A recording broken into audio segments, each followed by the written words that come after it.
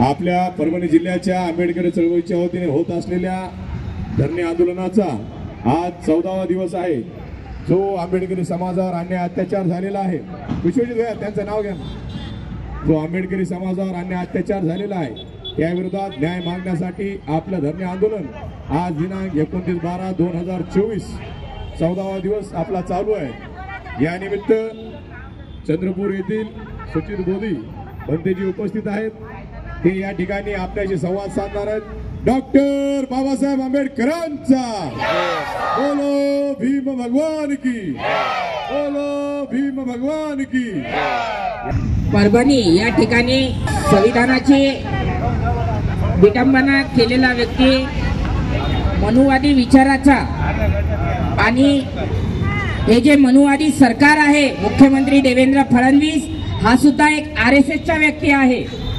आणि म्हणून हा मुख्यमंत्री ईव्हीएमच्या जोराने झालेला आहे। महाराष्ट्रामध्ये जे काही त्यांनी लढून ईव्हीएमच्या जे काही निवडून आला आहे आणि हा मुख्यमंत्री झाला आहे RSSचा।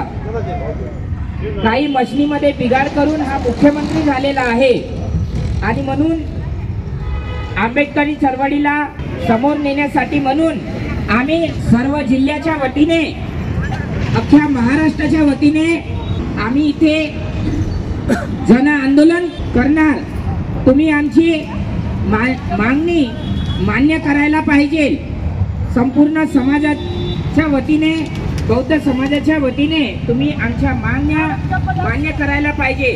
आणि जे काही घटना घडली, बौद्ध समाजावर घरात घुसून मारले, किलिंग ऑपरेशनद्वारे त्यांनी जे काही केले आहे त्यांना निर्दोष सुटका दिली पाहिजे आणि त्यांचे गुन्हे सुद्धा माफ व्हायला पाहिजे। मुख्यमंत्री देवेंद्र फडणवीस आम्ही यांना जाहीर आवाहन करतो, अख्ख्या महाराष्ट्रातर्फे महाराष्ट्र शांत ठेवायचं असेल तर तुम्हाला, महाराष्ट्र शांत ठेवायचं असेल तर तुम्हाला बौद्ध समाजावर झालेले जे काही गुन्हे आहे हे सर्वात प्रथम माफ करण्यात यावे। आणि जो काही मनुवादी विचाराचा त्याच्या मागचा सूत्रधार हा महाराष्ट्राला माहीतच आहे। हा मेन म्हणजे देवेंद्र फडणवीसच मेन आहे, कारण माझ्याकडे त्याच्या सबूत सहित फोटो आहे माझ्याजवळ। मुख्यमंत्री देवेंद्र फडणवीस हा RSSचा आहे आणि म्हणून माझ्याकडे फोटो आहेत। आणि म्हणून हा लोकसभा अध्यक्ष सुद्धा जेवढे पण आहे हे सर्व सरकार चळवळीला दाबण्यासाठी म्हणून या पोलीस प्रशासनाला दबाव टाकून आमच्या सोमनाथ सूर्यवंशीची हत्या करण्यात आली।